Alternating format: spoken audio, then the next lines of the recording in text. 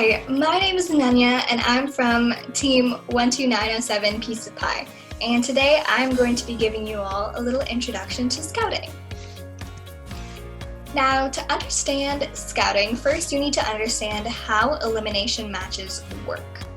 So, you may have seen this chart before. It's straight from the game manual, but basically what it's saying, just to break it down for you, is the first, second, third, and fourth place, after all of the qualification matches are over, they get to choose their alliances for the semifinals and the finals. And the first place, grouped with their two alliances, are what's called the first seed, along with the second place, grouped with their two alliances, is the second seed, and so on and so forth. So the first seed, so first place in their alliances, plays against the fourth seed, or the fourth place in their alliances, in the semifinal. And the second seed and the third seed play against each other in the other semifinal. And then whoever wins those moves on to the finals, and they play against each other, and then the winning alliance wins the finals. So, the qualification alliances are pre-chosen, which means that when you're going into the qualifying tournament, you don't get to choose your alliances, and they're chosen for you, and you just have this chart that tells you, oh, these are your alliances, and you go right into it. But in elimination, the top 4 teams choose their alliances, which means if you are one of those top 4 teams, you're going to want to know what teams you should pick to be your alliance. And if you're not one of those top 4 teams, you want those teams to pick you. Now, scouting, the definition of scouting is the act of gathering information about other teams, which is helpful for these two things, to pick others and to get others to pick you. Now, scouting is used to advertise your own team, as I was talking about earlier. You want teams to know about you, just in case you don't happen to be in the top 4 teams. You want those teams to pick you, so you want them to know about how good you are. You want them to know that you have a strong robot and that you're very strong in these places, and you want to get them to know you, so for marketing. You also want to learn about strengths and weaknesses of other teams, because let's say you're one of the top 4 teams. You're going to want to know what teams are the strong ones and what teams would work best for you. Form connections. Now, first is all about forming connections. Forming connections is very important because these connections will help you in so many different aspects. You can set up scrimmages with those teams later on. If you have misplaced a tool, I'm sure another team would be totally fine lending to you, but you gotta form those connections first. So scouting, since it uses talking to other teams, those connections are just being built from it. Now, collecting data.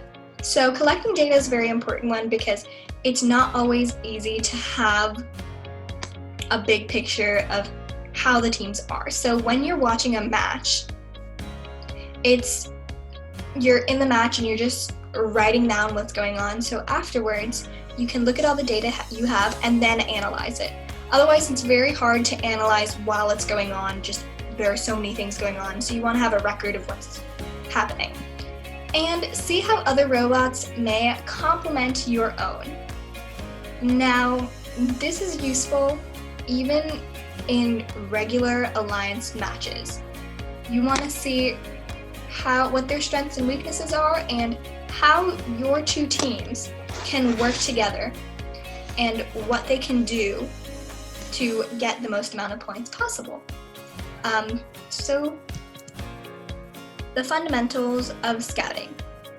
Now, there are a lot of different ways that you can scout. The first and most popular is just talking to another team, forming those connections again, having a conversation, asking them about their robot, asking them about their team. They're going to be giving you a lot of information just verbally. Data collection during matches, which we also talked about a little earlier.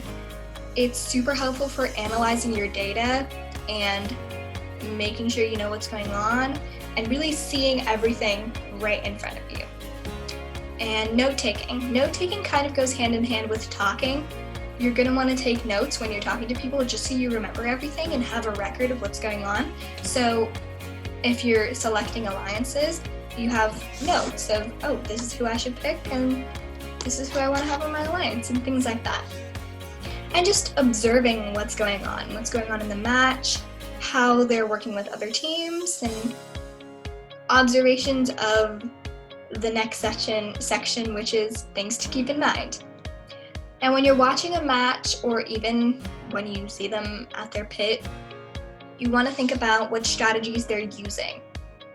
Like, if they have a specific strategy to fix a part of the robot, if they have a specific strategy for autonomous or the gameplay, you want to keep that in mind so you can work with them if you're potentially in alliance with them, or just to improve your own team. See what works, see what doesn't work, and learn from that. You want to check out their capabilities and weaknesses, see what they're good at, see what they're not good at, see what things will work well for your team and what things won't. Now, autonomous is a very big one.